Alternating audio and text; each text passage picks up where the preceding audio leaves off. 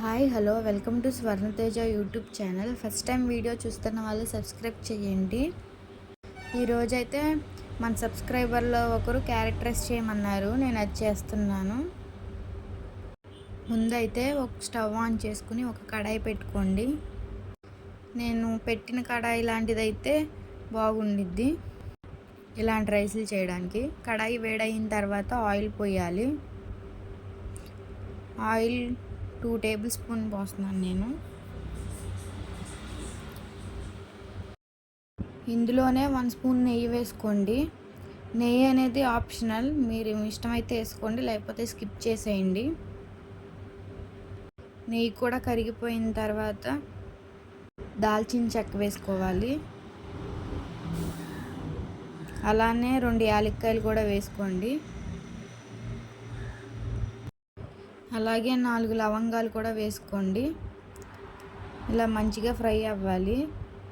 తర్వాత ఒక పెద్ద ఉల్లిపాయ సన్నగా కట్ చేసుకోండి. 3 పచ్చిమిరకాయలు కూడా సన్నగా కట్ చేసుకోండి. నేను 1/2 కేజీ చేస్తున్నాను కాబట్టి 3 పచ్చిమిరకాయలు, ఒక పెద్ద ఉల్లిపాయ తీసుకున్నాను. ఇది మంచిగా ఫ్రై అవ్వాలి. ఇప్పుడు ఇందులోనే కొద్దిగా జీలకర్ర వేసుకోండి. దీన్ని మంచిగా తిప్పుకోండి. ఇప్పుడు ఇందులోనే పచ్చిశనగపప్పు కూడా వేసుకోండి. పచ్చిశనగపప్పు వేస్తే తినేటప్పుడు బాగుండిద్ది. కొద్దిగా కరివేపాకు కూడా వేసుకోవాలి. వీటిని మంచిగా ఫ్రై అవ్వనివ్వాలి. ఇందులోనే అల్లం వెల్లుల్లి పేస్ట్ వేసుకోండి. ఈ అల్లం వెల్లుల్లి పేస్ట్ వేసిన తర్వాత ఈ క్యారెట్ రైస్కి ఫ్లేవర్ అనేది చాలా బాగుండిద్ది. ఇలా మంచిగా ఫ్రై అయ్యేంత వరకు మంచిగా తిప్పుకోవాలి. నేనైతే 1/2 కేజీ చేస్తున్నాను కాబట్టి 2 పెద్ద పెద్ద క్యారెట్లు తురుముకున్నాను. మంచిగా ఇలా తురిమితేనే ఈ రైస్ అనేది టేస్ట్ ఉండిద్ది. తురిమింది మొత్తం కడాయిలో వేసేసుకోవాలి. ఇప్పుడు ఈ క్యారెట్ కూడా మంచిగా ఫ్రై అయ్యేంత వరకు తిప్పుకోవాలి. మంచిగా ఫ్రై అవ్వాలి. ఇందులోనే చిటికెడు పసుపు వేసుకోండి. క్యారెట్ అనేది ఇంకొద్దిగా ఫ్రై అవ్వాలి. ఈ క్యారెట్ రైస్ మార్నింగ్ టిఫిన్లో అయినా తినొచ్చు, ఈవినింగ్ స్నాక్స్లో కూడా తినొచ్చు. ఇందులోనే రుచికి సరిపడ్డ సాల్ట్ వేసుకోండి.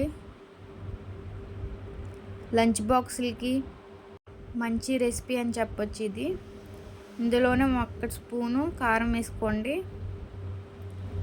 ఇది మొత్తం మంచిగా కలిసేలాగా తిప్పుకోవాలి. క్యారెట్ కూర కన్నా ఇలా ట్రై చేసి చూడండి, పిల్లలు మంచిగా తింటారు.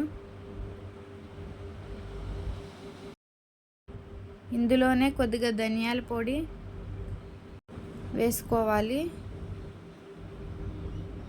అలానే గరం మసాలా కూడా వేసుకోండి. జీలకర్ర పౌడర్ కూడా వేసుకోండి. ఈ మసాలా అంతా కలిసేలాగా మంచిగా తిప్పుకోవాలి.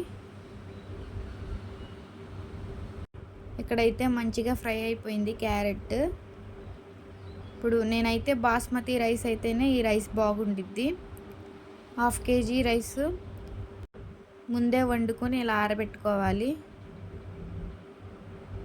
దాన్ని కడాయిలో వేసేసుకోండి.